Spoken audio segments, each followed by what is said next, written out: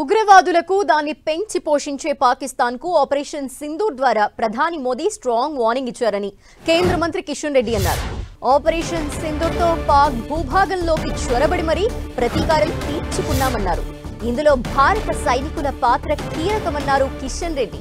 ప్రధాని నరేంద్ర మోదీ మన్ కీ బాత్ 122వ ఎపిసోడ్ని సనత్ నగర్ నియోజకవర్గంలో ప్రజలు బీజేపీ కార్యకర్తలతో కలిసి వీక్షించారు.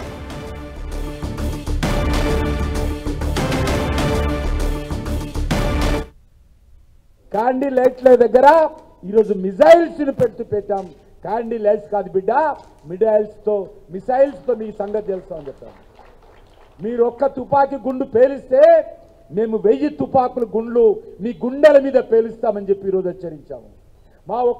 మా భారతీయులు చనిపోతే 100 మందిని చంపుతాం బిడ్డ అని చెప్పి ఈరోజు పాకిస్తాన్ హెచ్చరించామని. అది నరేంద్ర మోడీ గారి నాయకత్వంలో, నరేంద్ర మోడీ గారి ఆదేశాలతో భారత సైన్యానికి పూర్తి స్వేచ్ఛనిచ్చి అద్భుతమైనటువంటి విజయాలు భారత సైన్యం సాధిస్తున్నట్టుంటున్నది.